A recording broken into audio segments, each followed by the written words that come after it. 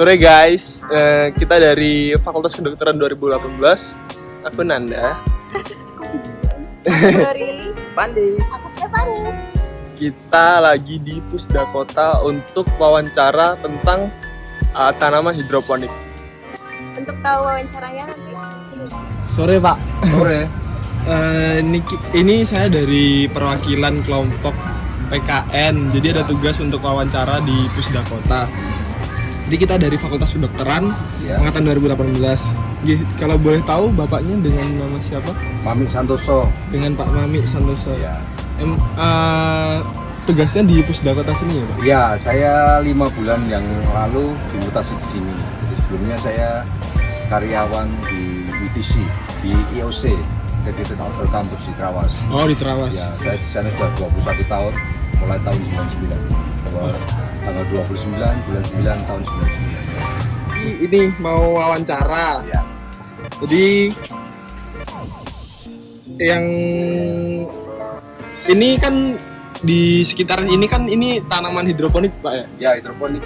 Mungkin ini bisa dijelaskan secara ini aja secara singkat apa sih tanaman hidroponik itu Pak? Jadi secara hidroponik sendiri pun saya kurang tahu karena secara pribadi saya kurang minat, tapi karena saya ingin belajar bahwa ternyata dalam perkembangan ilmu pertanian atau hidroponik, maka saya mau nggak mau harus belajar. Saya buat ini sekitar bulan bulan September September 2019. 2019 kemarin itu saya buat ini. Kemudian setelah saya belajar ini, ternyata dari semua pemain hidroponik semuanya nutrisinya pakai ABMIC. ABMIC itu ternyata banyak orang nggak tahu bahwa ABMIC itu kimia. Jadi saya pikir kalau hidroponik katanya kita senang organik, tapi ternyata hidroponik pakai kimia, ya saya memutuskan saya tidak pakai ABMIC, sehingga saya coba pakai nutrisi yang lain. Saya coba pakai nutrisi yang lain, saya nyari sendiri, saya buat sendiri. Salah satunya dari hidroponik kelinci. Oh, jadi AP mixnya tadi diganti pakai Yang organik, kotoran kencing. kambing, kotoran sapi, iya, kotoran siap. kelinci, ataupun daun-daunan. Saya coba fermentasi, kemudian jadi nutrisi. Jadi saya mulai mengenal bahwa tanaman ini cocoknya dengan nutrisi apa, tanaman ini cocoknya dengan nutrisi apa, itu saya mulai belajar. Yang jelas, hidroponik saya ini tidak pakai kimia, Sama sekali. tidak pakai kimia sama sekali, tidak pakai ABMIC. Lanjut Pak ya. Ya, silakan. Kalau boleh tahu ini tanamannya ada apa aja Pak? Itu kan ada yang udah gede, ada yang masih Ya. kecil, ada yang masih kayak Jadi baru. sebelah kanan kalian ini seledri ya. Seledri yang sudah siap panen nih. Ini Oh. seledri sudah siap panen. Ini seledri yang baru kita nanam. Seledri terus ini adalah sawi pacoy, sawi daging. Kemudian ini kailan. Oh. Ini juga sawi daging. Ini seledri.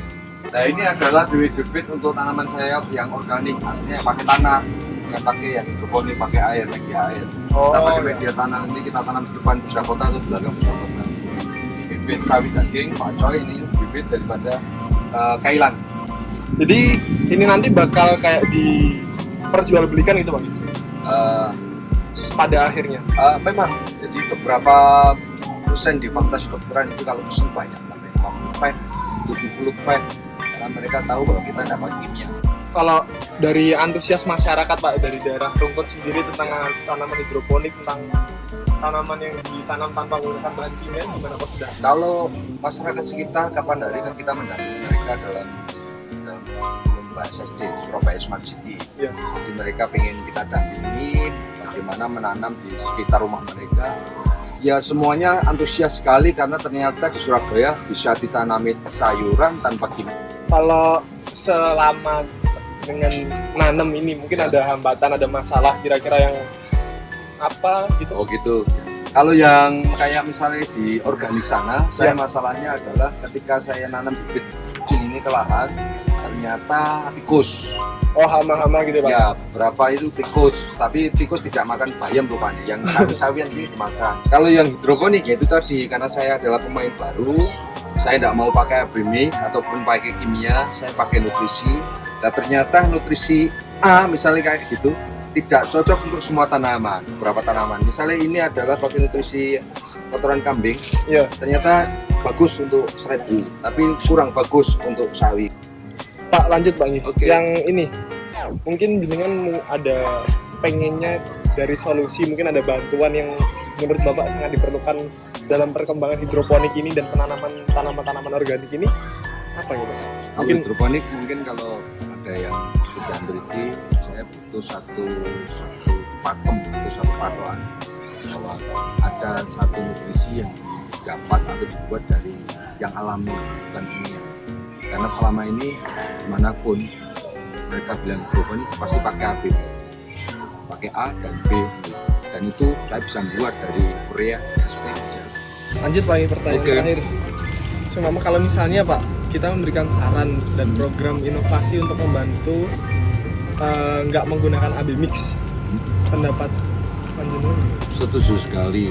Jadi memang yang kita tunggu ada generasi muda yang peduli dengan pertanian, yang peduli dengan lingkungan.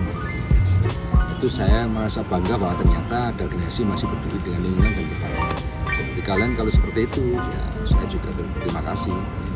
Kalau enggak, ngeri nanti. Tahu-tahu orang buat beras dari plastik, sudah terjadi.